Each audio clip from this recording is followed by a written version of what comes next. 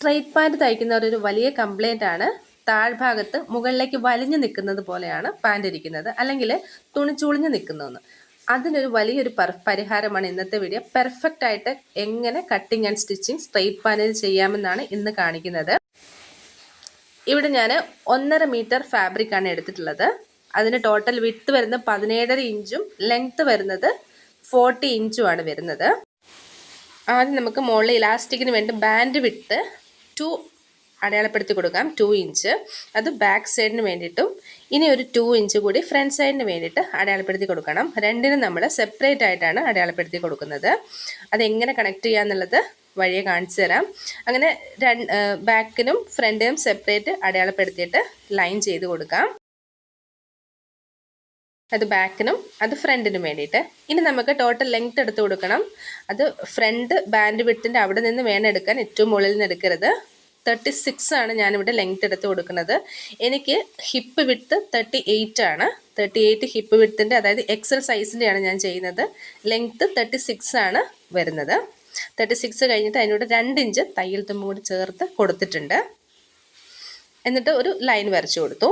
ഇനി നമുക്ക് hip width അരവണ്ണം എനിക്ക് 38 ആണ്. അതിനെ 4 കൊണ്ട് ഡിവൈഡ് ചെയ്യുമ്പോൾ 9.5 വരുന്നു. അതിൻ്റെ കൂടെ 1.5 ഇഞ്ച് ലൂസും കൂടെ ആഡ് ചെയ്തിട്ട് 11 ഇഞ്ചാണ് അടയാളപ്പെടുത്തി കൊടുക്കുന്നത്.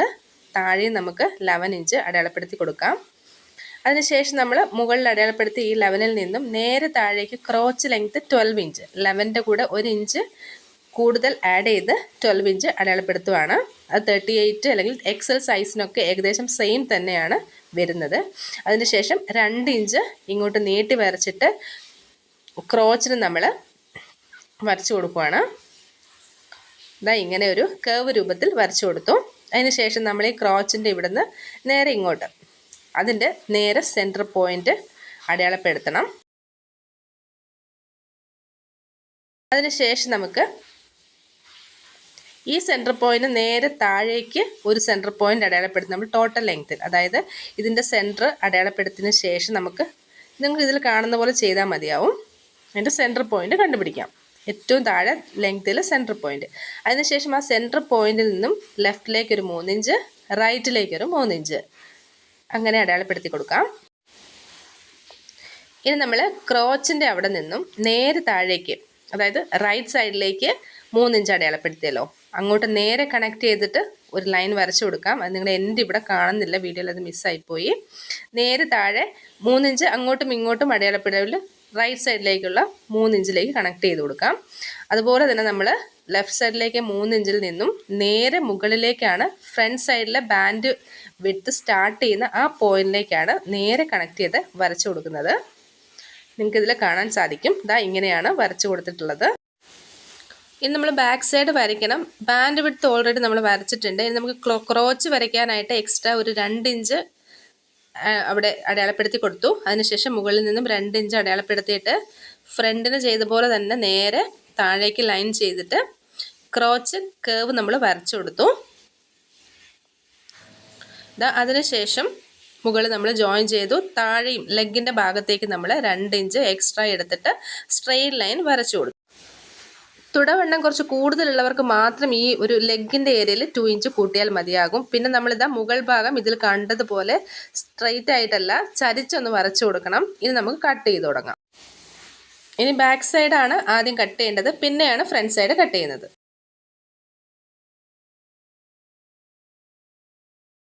ഇതാ ഇങ്ങനെ കട്ട് ചെയ്തിട്ട് 4 സൈഡിൽ നമ്മൾ കട്ട് ചെയ്ത് മാറ്റിയിട്ടുണ്ട്. ഇനി നമുക്ക് ഫ്രണ്ട് സൈഡും ബാക്ക് സൈഡിലും 2 പീസ് വീതം കിട്ടിയിട്ടുണ്ട്. ഫ്രണ്ടിലേക്ക് 2, ബാക്കിലേക്ക് 2. നമ്മൾ ബാക്കിൻ്റെ 2 പോർഷൻ എടുത്തിട്ട് ബാക്കിൽ നിന്ന് അടയാളപ്പെടുത്തിയിട്ട് മാറ്റി വയ്ക്കാം. ഇനി നമുക്ക് ബാക്കി 2 എടുത്തിട്ട് അതിന് ഫ്രണ്ട് പോർഷൻ കട്ട് ചെയ്തെടുക്കണം. ആദ്യം നമ്മൾ ബാക്കിൻ്റെ 2 പീസ് എടുത്ത് വെച്ചതിന് ശേഷം ബാക്കി 2 പീസ് എടുത്തിട്ട് നമുക്ക് ഫ്രണ്ടിന് വേണ്ടിയിട്ടുള്ള കട്ടിംഗ് ആണ് ചെയ്തുകൊണ്ടിരിക്കുന്നത്.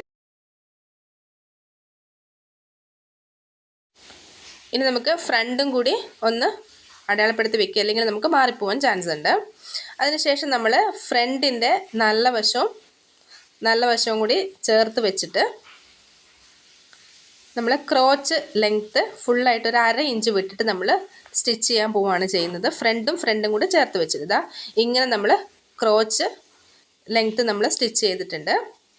ഓപ്പൺ ചെയ്യുമ്പോൾ ഇതാ ഇങ്ങനെയാണ് കിട്ടുന്നത്. ഇതുപോലെ തന്നെ നമുക്ക് ബാക്ക് പാർട്ടിനും ബാക്കിൽ 2 പീസും എടുത്തിട്ട് ഇങ്ങനെ തന്നെ നമുക്ക് ജോയിൻ ചെയ്തെടുക്കാം.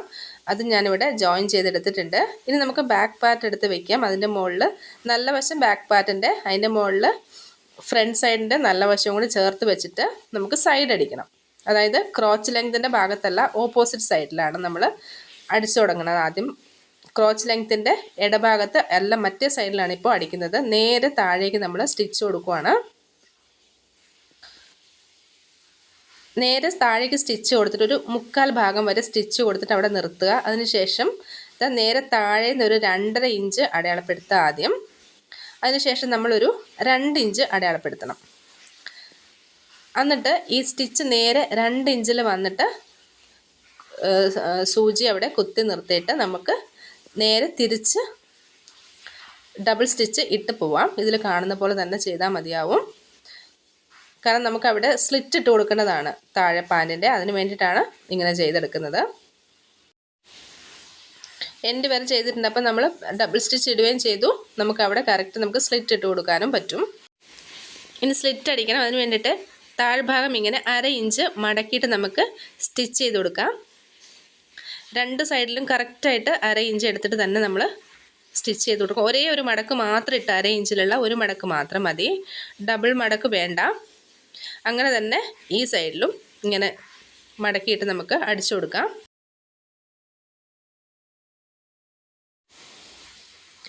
ഇനി നമുക്കിതാ ഈ 2 പോയിന്റ് ഒന്നിച്ച് ചേർത്ത് ചെറിയൊരു ലോക്ക് ഇട്ട് കൊടുക്കാം. ഒത്തിരി തയ്ക്കേണ്ട, ചെറിയ ലോക്ക് എൻഡിൽ മാത്രമായിട്ട്. ഇതാ ഇങ്ങനെ ഒരു ലോക്ക് ഇട്ട് കൊടുത്തു. ഇതിനുശേഷം നമുക്കിത് തുറന്ന് വെച്ചിട്ട് ഇതാ ഇതിൽ കാണുന്ന പോലെ കറക്റ്റായിട്ട് ചെയ്താൽ മതിയാകും. നമ്മൾ ഈ ലോക്ക് ഇട്ട് കൊടുത്ത ആ തയ്യൽ പോയിൻറ്റും നമ്മൾ നേരത്തെ കൊണ്ട് കുത്തി നിർത്തി ബാക്ക് സൈഡ് പോയില്ലേ, ആ തയ്യൽ പോയിൻറ്റും തമ്മിൽ ഒരുപോലെ വെക്കുക. ഒരുപോലെ വെച്ചതിന് ശേഷം നമുക്ക് ഇതാ ഈ സൈഡൊന്ന് സ്റ്റിച്ച് ചെയ്തെടുക്കാം. ഇങ്ങനെ കറക്റ്റായിട്ട് വെച്ച് നമ്മൾ സെൻറ്റർ പോയിൻ്റ് സ്റ്റിച്ച് ചെയ്തിട്ട് ബാക്ക് സ്റ്റിച്ച് അതുപോലെ തന്നെ ചെയ്ത് കൊടുത്തിട്ടുണ്ട്. അതിന് ശേഷം നമുക്കിതാ ഇപ്പുറത്തെ സൈഡിലും അങ്ങനെ തന്നെ എടുത്ത് സ്റ്റിച്ച് ചെയ്യാം. നിങ്ങൾക്കിത് കാണുമ്പോൾ മനസ്സിലാവും. അത്രയും ബാക്ക് സ്റ്റിച്ചും ചെയ്തു. അതിന് ശേഷം നമ്മളിതാ ഇങ്ങനെയാണ് കിട്ടുന്നത്. ഇനി നമ്മളിതിനെ തിരിച്ചിടാനാണ് പോകുന്നത്. കറക്റ്റ് ഒരു സിസറോ എന്തെങ്കിലും ഉപയോഗിച്ച് കറക്റ്റ് നമ്മളത് തിരിച്ചിടണം, കുത്തിയെടുത്തിട്ട്.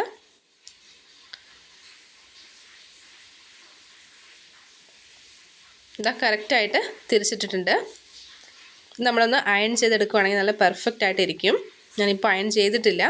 അതിനുശേഷം നമുക്കിതാ ഈ 2 സൈഡും കൂടി ഒറ്റയടിക്ക് അങ്ങ് സ്റ്റിച്ച് ചെയ്ത് അറ്റാച്ച് ചെയ്ത് കൊടുക്കാം.